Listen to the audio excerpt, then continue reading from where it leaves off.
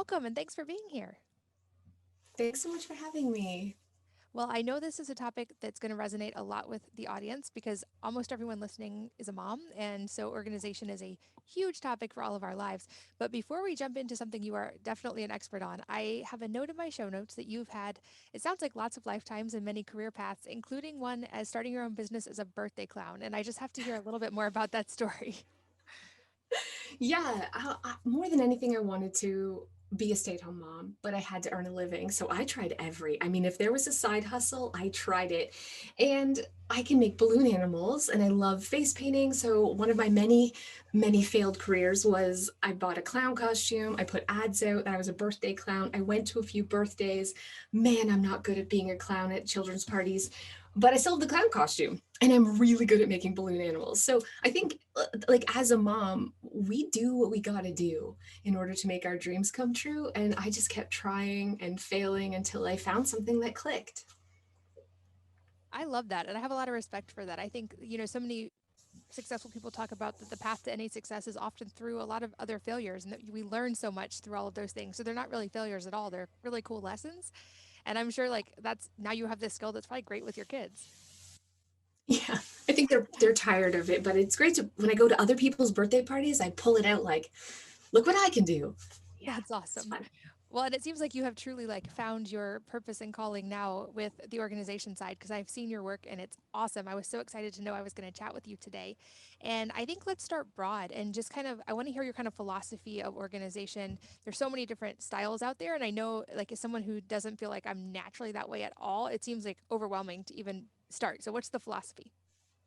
Yeah, so the Clutterbug philosophy is that organization isn't one size fits all, and everybody has a unique way that they naturally organize. And when you know your natural style, you can actually set up systems that stay organized for good because it's just as easy to put it away as it is to put something down.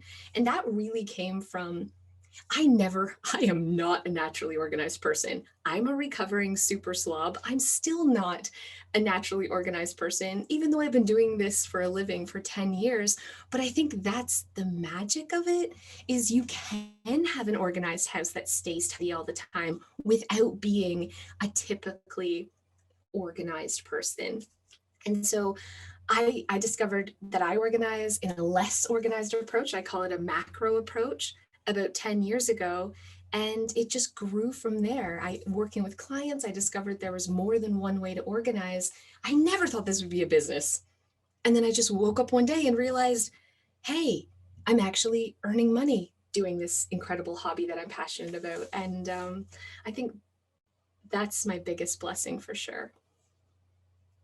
That is encouraging to hear because, like I said, I don't consider myself naturally organized. I have friends who just it seems to come naturally to them, and their house is always spotless. And I have six kids who are great at actually picking up after themselves, but with just that many people in a house, it's never quite my definition of spotless. But I know you've talked about you have a TED talk even about the different organizing styles, and this was really helpful for me to understand. Like, oh, okay, I was trying to be a part of this that I'm actually not. And then there's a way to work within my natural tendencies that's so much easier.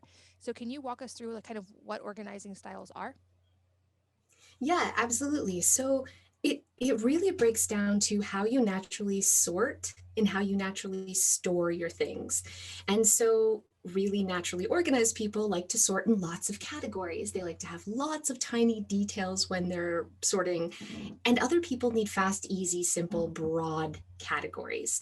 And so I love asking the question if you want to know if you're a detailed person or if you are a more laid back organizer, you have to ask yourself, would I rather take the time to put something away every time properly so I can find it fast? Or do I need to put something away really fast? I don't mind taking the time to look through a bin to find what I need. So, do you need to put it away fast or do you really want to find it fast? And people say both. Listen, no, it's one or the other. Are you a detailed person or are you more laid back, big category person? And for me, I'm a big category person. And that's why I was failing for so long. I was trying to copy other people's styles.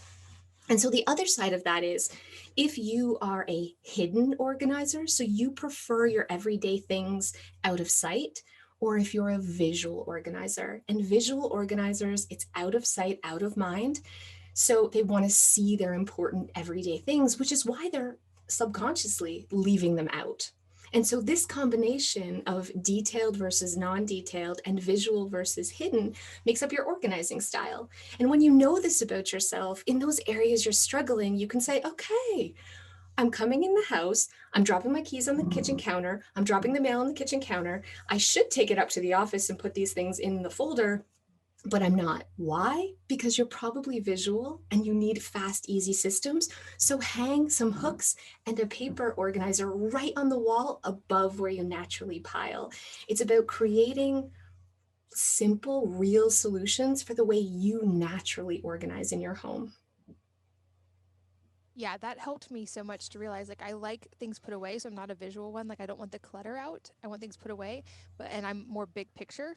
And I think for a long time I was trying to do like the minute detail organizing and like, oh, every drawer should have a million little containers and everything should be perfectly sorted Yeah. at all times. And then I was going nuts because I wasn't keeping up with those systems.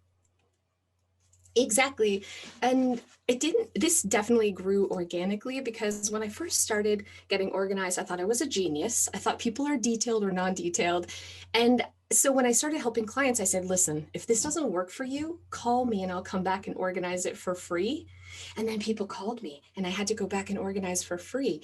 And then I had to realize, like, okay, why does it work for Susan and not for Kelly? What's going on here? And it was really out of necessity that I discovered the four styles and I gave them bug names because I have always called myself a clutterbug. I'm kind of a hot mess disaster. And so my business was called Clutterbug. And so when I discovered these four styles to help people set up systems so they didn't call me to come back, I gave each of them a bug name that corresponds with the style. Which I love, and not certainly to like discount any system because I think there's always wisdom in every system. But like, I tried the Marie Kondo approach for a long time, and I think she has a lot of wisdom in a lot of parts of her approach. But I realized like I am not the same style of organizer as her, and I'm just not going to fold my socks. Like I'm never going to do that ever. And so like I feel that's like not going to we work. may have the same, we might have the same style. I also would never fold anything that anyone's not going to see me in. I love that. Well, I want to start in a minute, go into the like the basic steps of this and talk kind of more systems. But before we do, I also want to bring up this might be a thing that relates to other people listening as well. So I think I'm more of the like I said, big picture, hidden, like less detail oriented.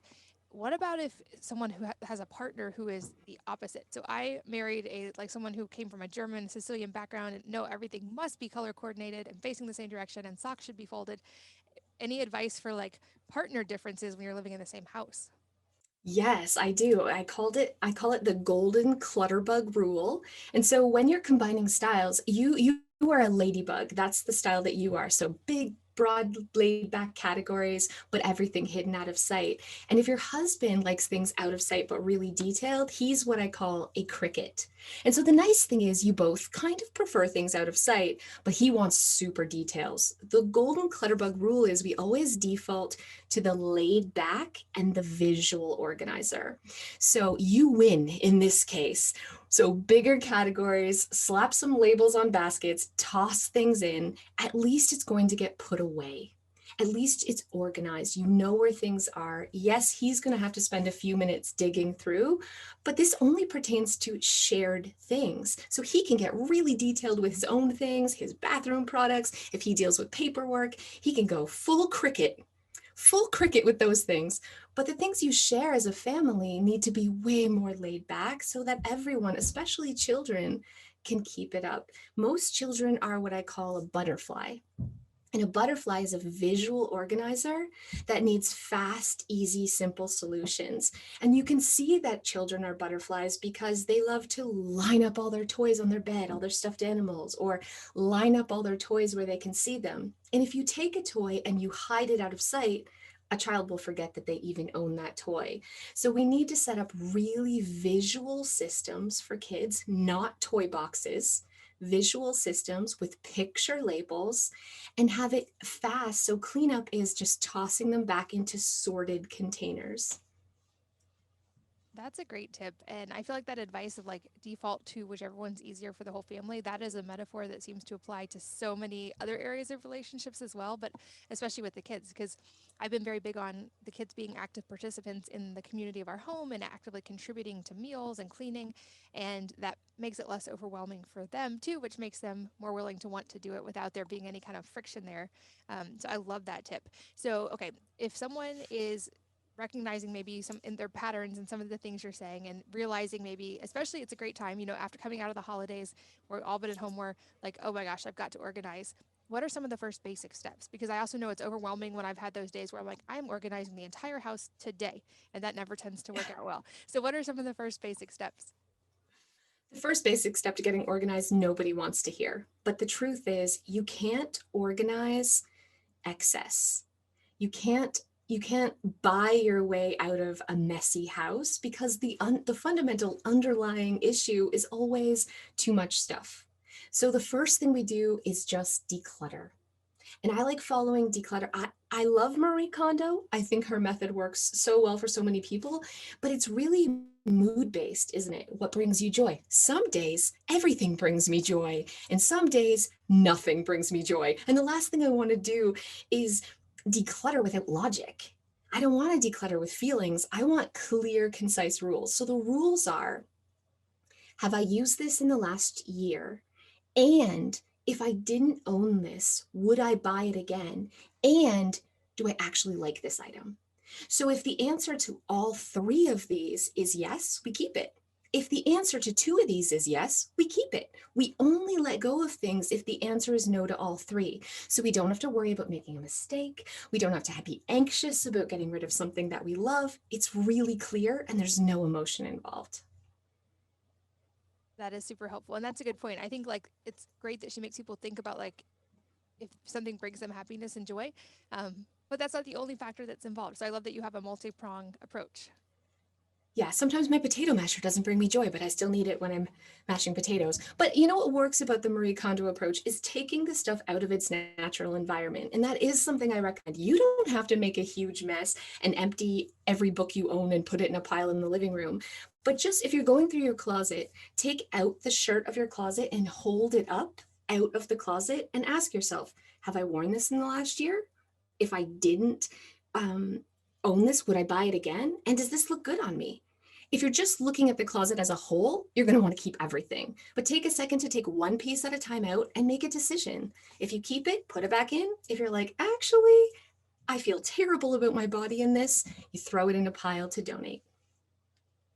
Yeah, and that's a it seems like a great metric for kids as well, especially as they get older. Because I've learned like little ones will wear pretty much anything comfortable, but as they get older, they want to have more independence in their clothing choices. And often, like I would buy clothes that they didn't really want to wear, and they would just sit in their closet. So that seems like a great process to do with older kids as well, and like teach them kind of that early on, so they don't get kind of to that point as adults where they have so many clothes and feel bad about getting rid of them, but don't really want them, and that whole like Yeah, vicious circle. I love that you said that because the truth is, I think teaching children to declutter is a core life skill. And it's something we should teach very young, that we can't keep everything. When we get a new toy, we gift one old toy to somebody else because it's heartbreaking the number of clients I deal with that are adults that are petrified to get rid of paper, things that don't fit them, everything. It feels wrong to declutter. So I think as a parent, it's really important that we teach our children we're not supposed to keep everything. We go through different phases. It feels good to let go and to donate and give to others. And if we can teach them young, they're never going to struggle with clutter in a messy house when they're older. And I think that's one of the best tools we can equip our children with. So, really young, a quick tip for helping kids to declutter is you know your kids and what they play with and what they don't. So, if you gather some of the things you don't think they play with and put them in a bin, and then ask the kids, we're going to let these go. Do you want to pick two or three of these things to keep? Then they get to pick what stays without having, because trying to take a toy from a child is tears and drama. But you can teach them it is a positive thing. They get to choose what they keep instead of let go, and then just praise that the things that are going and just say you're really going to make some other children really happy, so it feels good to let go. That is a great parenting tip. And this might be more of a therapy question than an organizing question. But I feel like what you just said before that also really resonates and probably did with a lot of people. Of a lot of us have these things where we feel bad letting go of stuff, especially depending on how we were raised, or we feel guilty getting rid of a gift even if we've never used it, or we feel like we should hold on to stuff because of an emotional attachment. How do you help people with that? Because I feel like that's something that maybe is pretty common. It's very common. Yeah, we call that guilty clutter. And I find the thing that's most effective is just, especially if it's a parent, to say, do you really want to pass this guilt down to your children? Because this is what we do. We were given great grandmother's china to, and your mom receives it, and then she gives it to you. Nobody wants the china, okay? And then, but you feel obligated to keep it. It's in a box in your basement collecting dust, or in a china cabinet that you're cursing every day you're looking at it. And then you're going to pass that down to your children to have that burden. And so this is about putting boundaries on yourself and your home and standing up for yourself and saying, I know that you gave this to me, or you bought this for me, or whatever, but I don't want this in my home, and that's okay. It's okay to say no, especially as women. Why is this hard for us to stand up for ourselves? But that's what this is. It's putting boundaries in our home and our life and being really good examples and teaching our children it's okay to put boundaries up too. Beautifully said. Before we move on from this topic, any other tips for kids at various ages? I agree with you completely. Like starting young with anything is awesome. And I'm a huge fan of like very active education and explaining things to kids. I think they understand so much more than we often give them credit for. But any tips for various developmental stages along the way to help them really like cement those skills?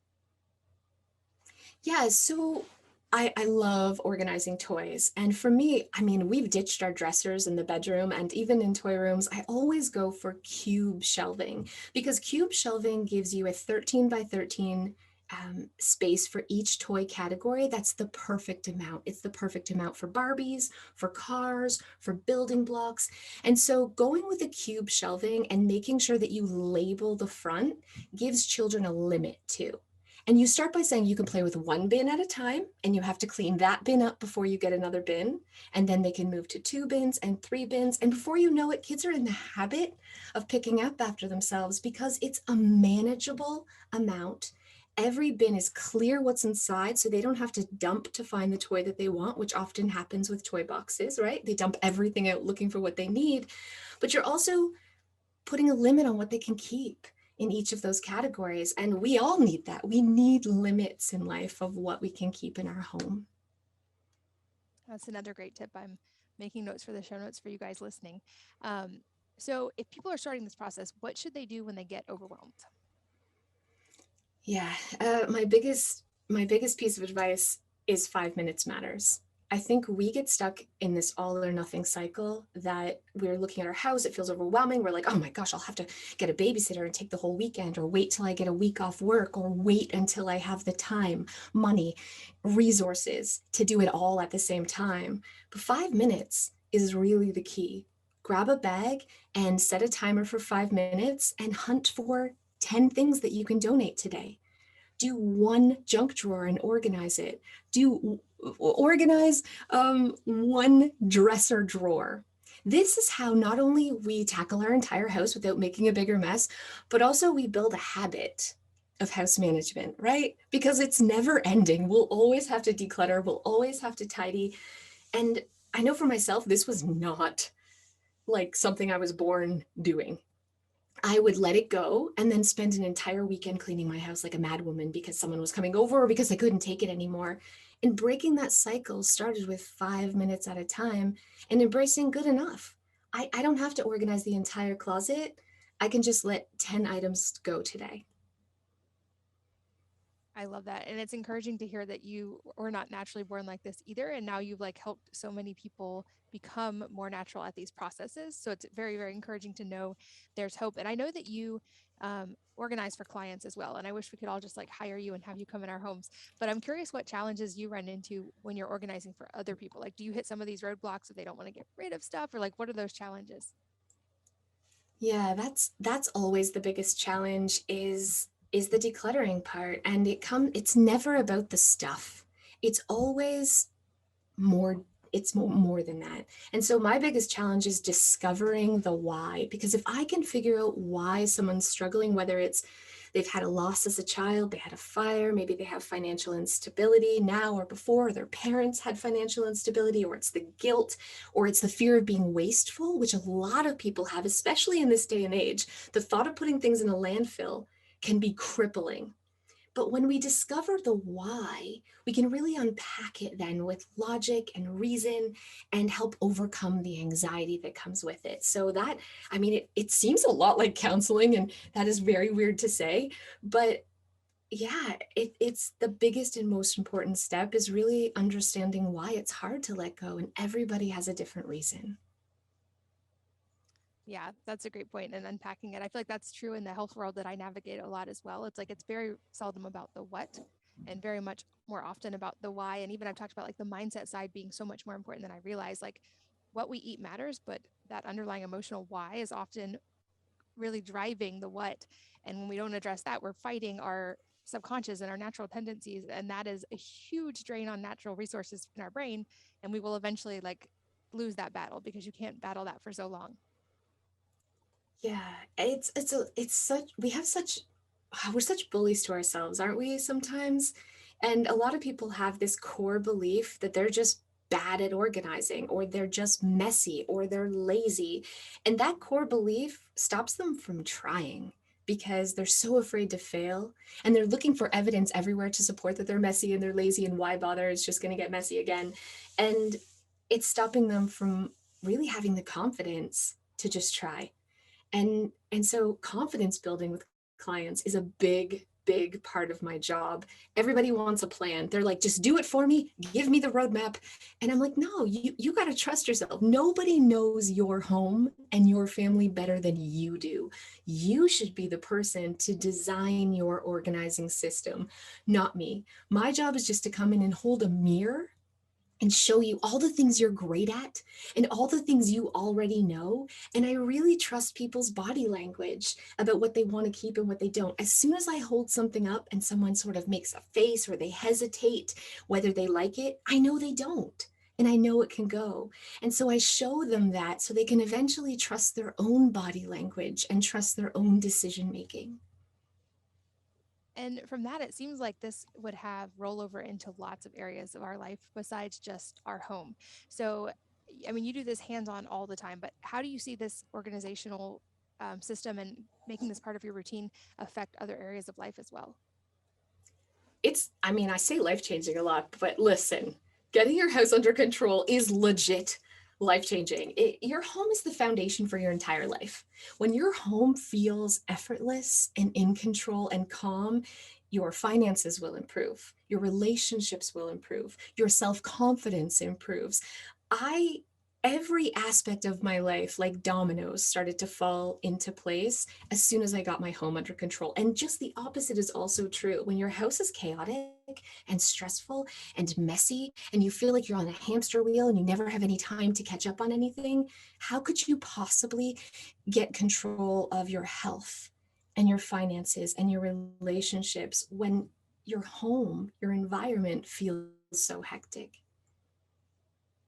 Yeah, that's a great point. And I've definitely felt that as a mom before too. It's like when there's clutter around me, then I feel cluttered inside and like that stress kind of rolls over. Whereas when you walk into like a really organized space or like a beautifully designed space, it's like a mental deep breath. You're just like, oh, okay.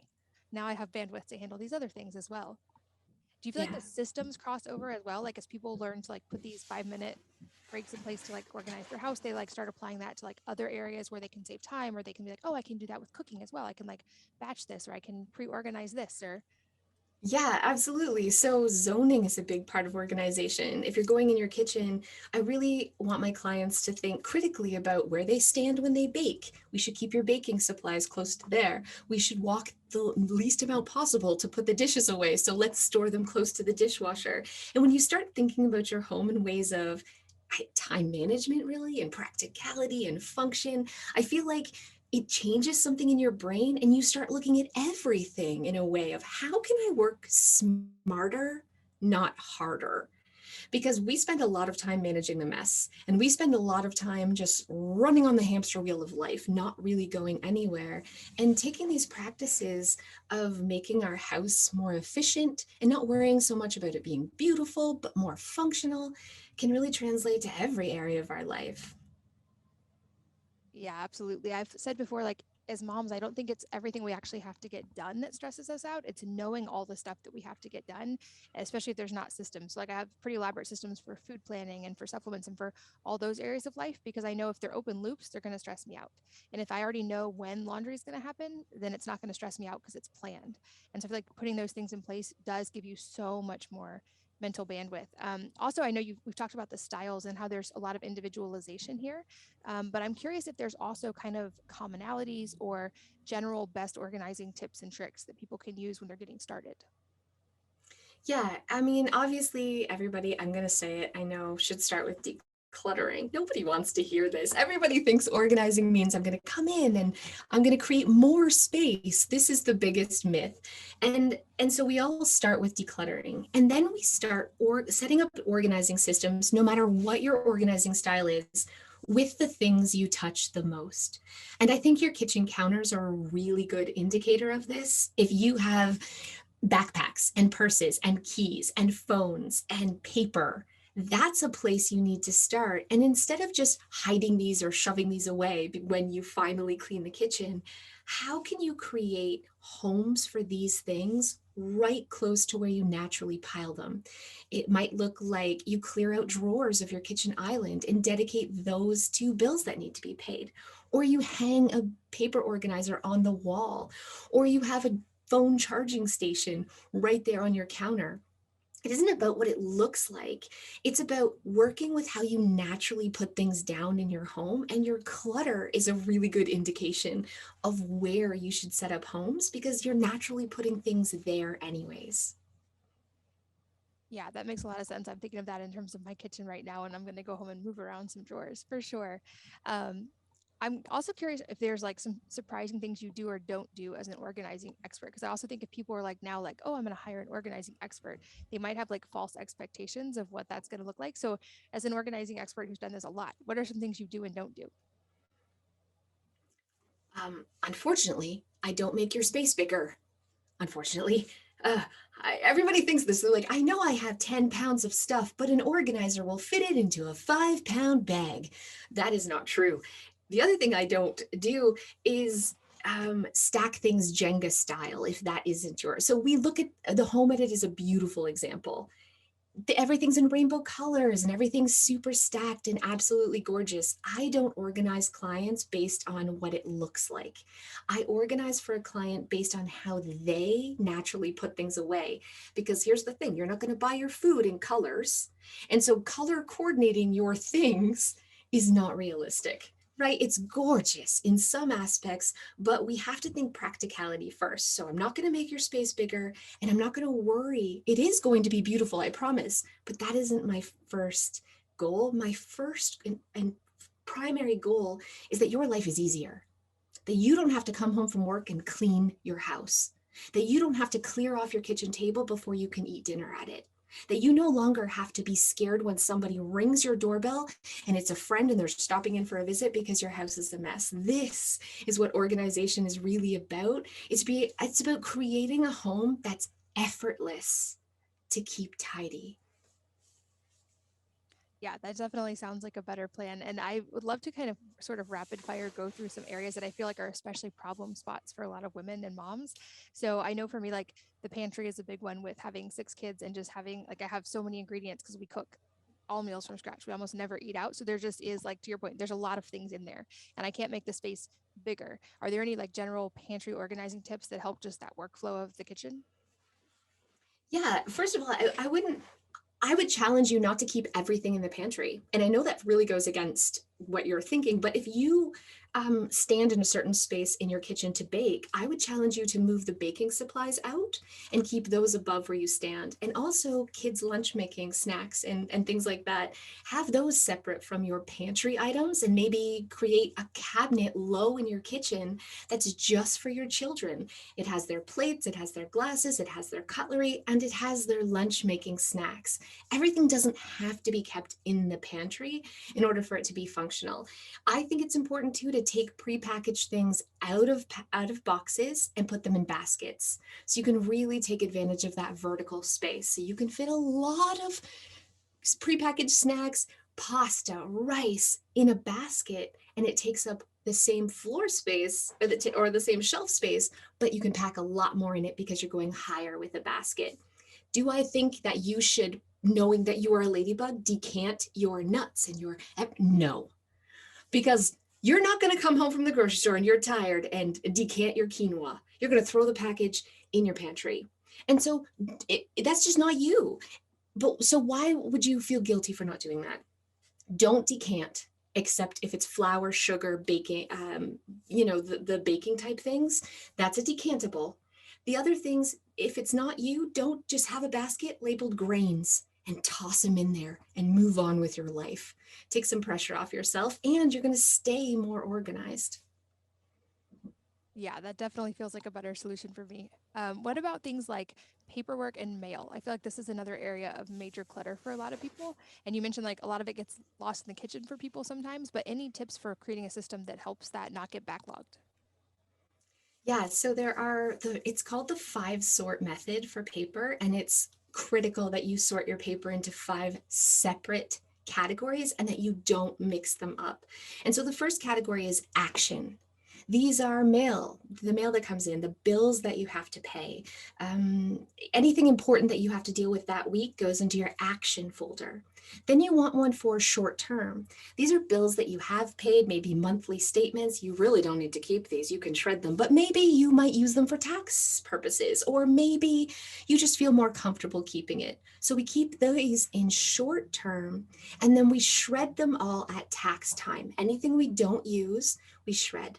Then we have long term. These are contracts and taxes and your mortgage papers and your documentation.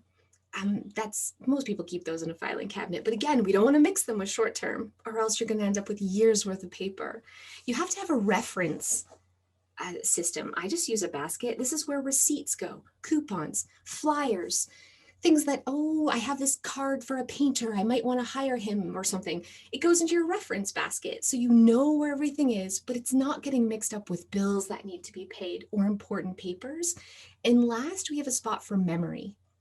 And for me, this again is a basket. You're catching on a theme here. I have a lot of baskets, but this is when my kids come home from school with artwork or report cards or photos, or if I'm in the newspaper or I'm in HGTV magazine this month. This is really exciting. I toss it all into my memory bin. And then one time a year, I sort that into each family member's individual memory files. Awesome. I'm taking notes. Okay, and we talked a little bit about closet already, but any other tips related to clothing? Because that seems like the other big area of clutter. I would recommend that you ditch the dresser for kids. Kids just don't fold. They don't. And even if you fold and then you slide them the basket and say, put away your clothes, they're going to rumple them in a rumpled mess afterwards. So, what I did with my kids and a lot of my clients is we ditched the dresser and instead we opted for a cube system with cloth or plastic bins so they can toss like a basketball to put the clothes away. I still hang anything that I don't want to wrinkle, but pajamas, socks, underwear, a lot of jogging pants, things like that. Shorts, bathing suits, just get tossed into a bin. It's easy for kids to maintain. They're gonna rummage anyways. It saves you some sanity, and you can fit 4 times as many clothes in a cube system like the one behind me. I don't know if anyone can see this, they might not, but I love the Calyx system from IKEA.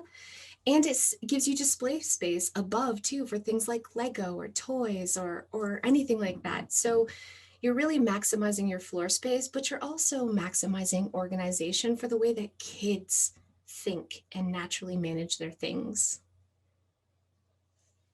Awesome. And as we get close to the end of our time, a few other kind of rapid fire questions. The first being if there is a book or a number of books that have had a profound impact on your life, and if so, what they are and why, could be organizing related or not.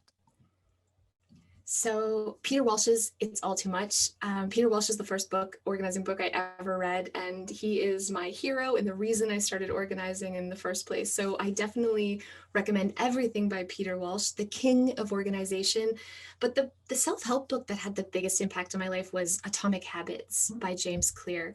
I have just never read a book on creating new habits that had a bigger impact than that. I am not a schedule person. I am not a person that follows a lot of rules in life. So the idea that I could change and create new habits by doing simple, microscopic little things in my day was incredible. And I definitely recommend everybody reads Atomic Habits by James Clear. That is a great one. I will link to that in the show notes so people can find it. And any advice that you would want to leave also could be organizing related or not organizing related. Um, I really want to just urge people to to remind themselves that it's progress over perfection. I think being a perfectionist stops people from having a tidy home. And I know that sounds counterintuitive, but almost all the clients I work with that really struggle, it comes down to they're perfectionists. They're not confident in themselves to make a decision, whether it's an organizing system or what to let go or what new habit to create. So when in doubt, they do nothing and they wait and they kick the can down the road. And so just reminding yourself that 5 minutes matters. Doing a little bit of something is better than doing it perfect tomorrow is so important for overcoming perfectionism, which sounds like it should be an amazing thing. But in reality, it can really cause a lot of procrastination and a lot of self hate, if I'm being honest. Yeah, unfortunately, and that's great advice. Thank you so much for that. And I know you have so much work beyond what we can cover in the scope of one podcast. So, where can people find you and keep learning? So you can find me at clutterbug.com and you can take the free quiz there to discover your organizing style. I don't ask for your email, I won't harass you. So I really recommend checking that out. You can also watch my free organizing tutorials on YouTube. Again, that's Clutterbug. Just search Clutterbug on YouTube. And I have 4 books available anywhere books are sold as well. And I will link to all of those in the show notes at wellnessmama.fm for all of you guys listening on the go so you can find it all in one place. This has been super fun. Like I said, this I know is an area of deficiency for me currently. I definitely took a lot of notes today, and I love that. I feel like every answer was so concise and practical and applicable and helpful. So, I feel like in a short episode, we knocked out so much applicable stuff, and I'm going to keep learning from you. I hope that people listening will as well. Thank you so much for your time. Thank you so much. And thanks as always to all of you listening for sharing your most valuable resources, your time, your energy, and your attention with us today. We're both so grateful that you did, and I hope that you'll join me again on the next episode of the Wellness Mama podcast.